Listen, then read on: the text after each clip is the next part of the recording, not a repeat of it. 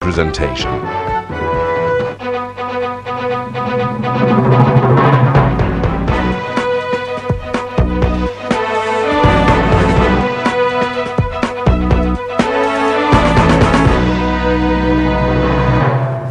While you are watching our parliamentary news program, A View from the House, good morning and welcome. My name is Asanda Mbeche. In today's program, we take stock of questions raised by MPs to the economic cluster of ministers, with a special focus on the development of President Jacob Zuma's home in Nkandla. We'll also bring you a debate on the current crisis in the mining industry and President Zuma's call on traditional leaders to prioritize education and to engage debate on the controversial Traditional Courts Bill. Let's go to our first story. The controversial Nkandla upgrade saga took center stage again in a fierce debate in the National Assembly this week. The Minister of Public Works, Thulas Nxesi, faced tough questions from MPs demanding clarity on matters of upgrades, security, and the reported 250 million rand set aside to develop President Zuma's home in Nkandla. The first question came from Mr. Paul Mnguni of COPE, who wanted to know how many occasions did the Department of Public Works meet with the Department of Defense and Military Veterans to discuss matters relating to security in Nkandla and what the outcome of those meetings was.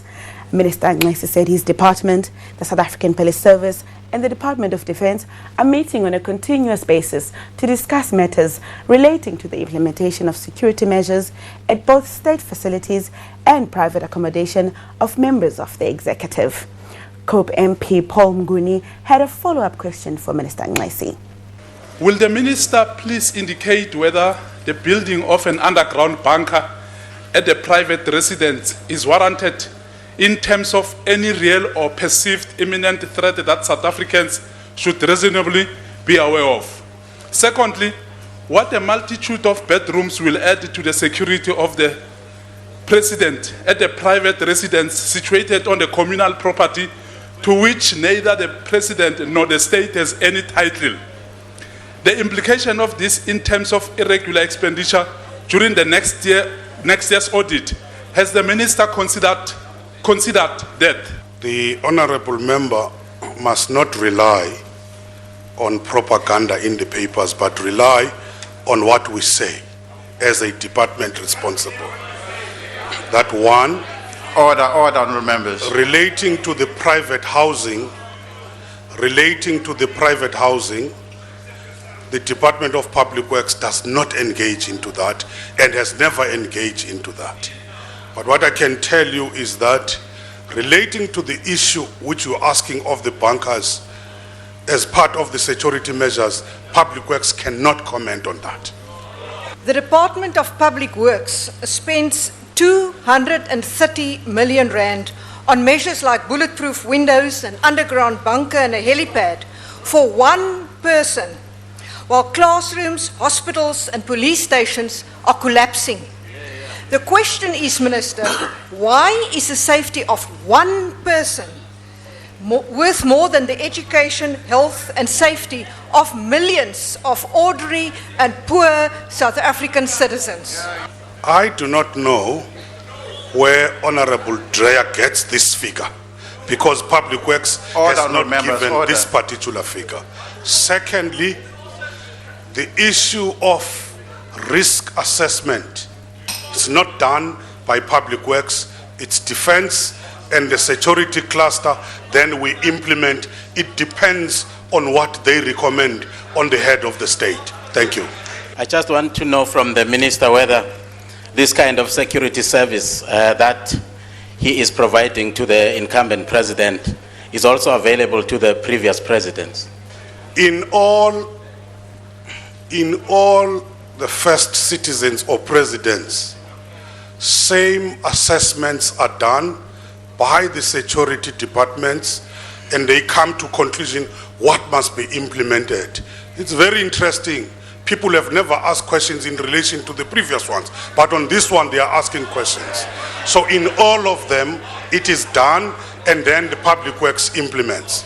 Through you, Mr. Speaker, I would like the Honourable Minister, if you were kind enough to comment on a report I got on my desk, that the design of the complex is the function would be designed to enable the president or somebody else to survive a prolonged siege, should he be unwilling to surrender himself to somebody wanting to get in there?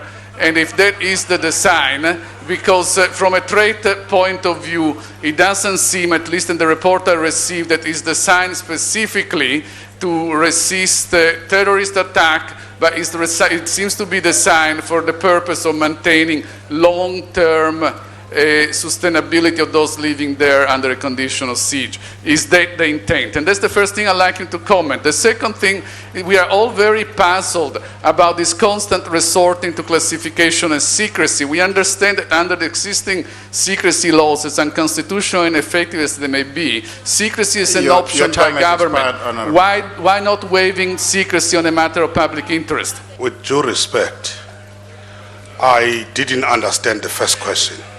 But the second question, unless the member will be allowed to repeat the second question,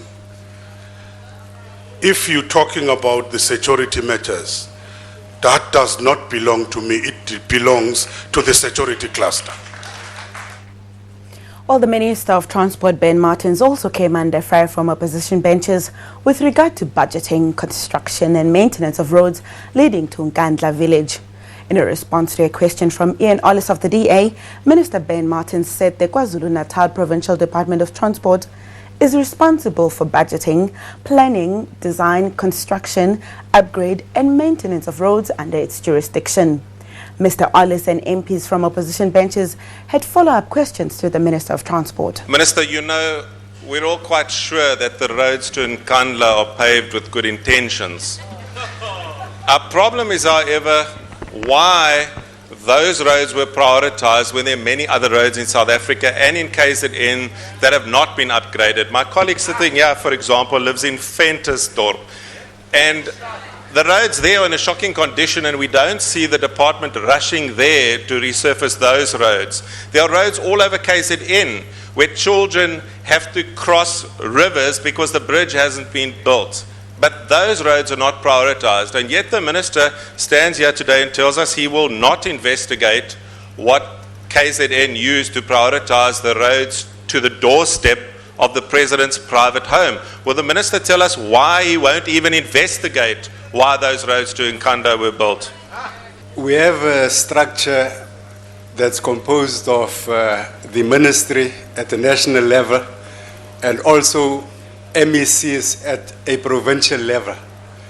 2 months ago, we had a meeting with the MECs from the 9 provinces, and they laid out their own priorities. As I said when I began, it's a provincial competence. They decide on their priority projects. Thank you. Given that security measures at the national security point close by already include a security bump. It's my home. Energizer Max with Power Seal technology. Lock in power for up to 10 years. Which means more power, less waste.